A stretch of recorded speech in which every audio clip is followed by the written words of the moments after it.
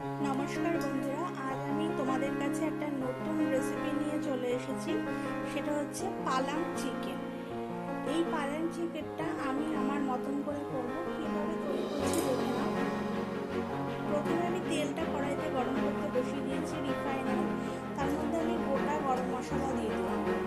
এবার গোটা গরম মশলাটা একটুখানি ফ্রাই করে নিচ্ছি।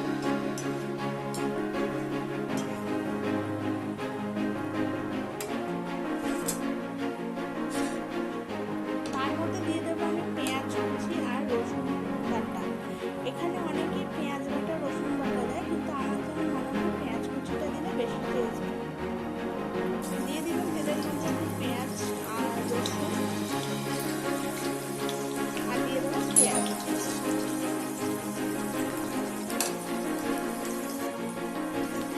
এবার এটা ভাজা ভাজা হচ্ছে পেঁয়াজ আর রসুন। এটা যখন একটু ভাজা ভাজা হয়ে যাবে, তারপরে এর মধ্যে আমি পালং শাকটা দেবো। পালং শাকটা আমি তোমাদের দেখাচ্ছি। পালং শাকটাকে আমি তোমার সেদ্ধ বয়েল করে নিয়েছি, সেদ্ধ করে নিয়ে এটাকে আমি মিক্সিতে একটু কাঁচা লঙ্কা দিয়ে পেস্ট করে নিয়েছি। তাহলে পেঁয়াজটা আমার একটু ভাজা ভাজা হতে থাকে। দেখো পেঁয়াজটা আমার যখন একটু ভাজা ভাজা হয়েছে, আমি এর মধ্যে চিকেনটা অ্যাড করব। হালকা ভাজা ভাজা হয়েছে, তার মধ্যে আমি এই চিকেনটা অ্যাড করে দিই। চিকেনটা আমি ধুয়ে পরিষ্কার করে রেখেছিলাম, দিয়ে দিলাম চিকেনটা।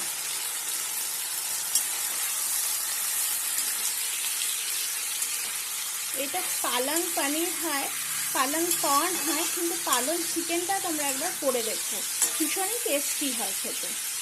যে চিকেনটা দিয়ে কষিয়ে নিই। এই চিকেনটা খুবই হেলদি হয়। পালং শাক তো খুবই হেলদি, স্বাস্থ্যের পক্ষে খাওয়াটা খুবই ভালো পালং শাক।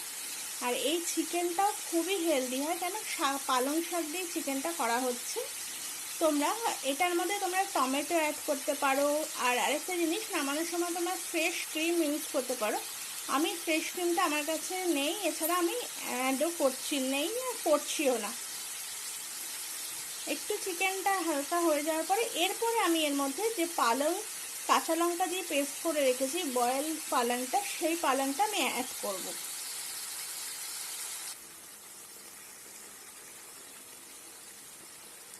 দেখো বন্ধুরা, আমি পালং শাকটা যেটা পেস্ট করে রেখেছিলাম সেই পালংটাও আমি অ্যাড করে দিয়েছি। আর মাঝে আমি একটু লবণ দিয়ে দিয়েছিলাম। দেখো এখন আমি এটা আঁচটা একদম সিম করে দিয়েছি। এর মধ্যে আমি এখন অ্যাড করব হচ্ছে সামান্য একটু হলুদ, তারপর একটু কাশ্মীরি রেড চিলি পাউডার। আমি এমনিতেই কাঁচা লঙ্কা পেস্ট করে দিয়েছি।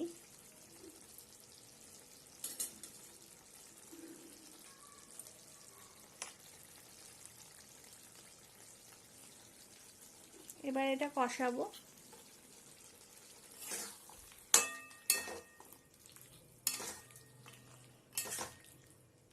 এর মধ্যে আমি এখন একটু জল অ্যাড করব। জল অ্যাড করে নিয়ে আমি এটাকে ঢেকে সিম করে ঢেকে দেব, যাতে আস্তে আস্তে কষতে কষতে পালংয়ের মানে কাঁচা গন্ধটা চলে যায়।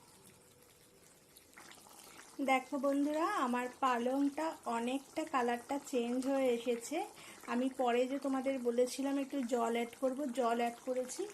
এখন আমি এর মধ্যে অ্যাড করে দেব হচ্ছে গরম মশলা। আমার সেই প্রিয় গরম মশলা, সানরাইজের শাহি গরম মশলা, এটা আমি অ্যাড করে দেব।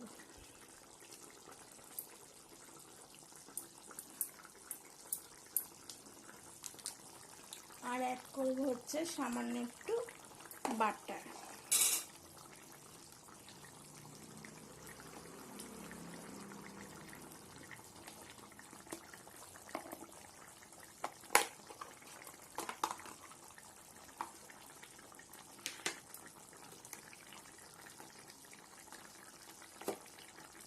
দিয়ে দিচ্ছি সামান্য একটু বাটার।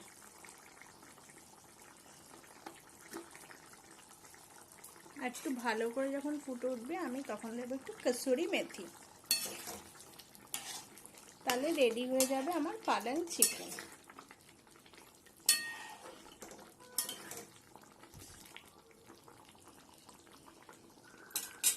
চিকেনটা আমার খুব সুন্দর সেদ্ধ হয়ে গেছে। দেখো,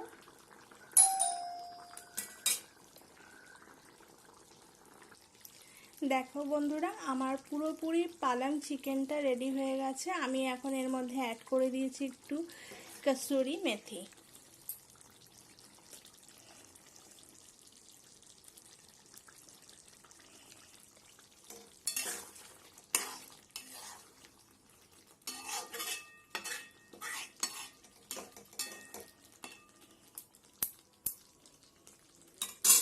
তোমরা অবশ্যই এটা বাড়িতে ট্রাই করে দেখো। যদি তোমাদের কাছে ফ্রেশ ক্রিম থাকে সেটা তোমরা অ্যাড করো। আমার কাছে ফ্রেশ ক্রিম নেই, আর আমি খুব একটা ফ্রেশ ক্রিমটা ইউজও করি না।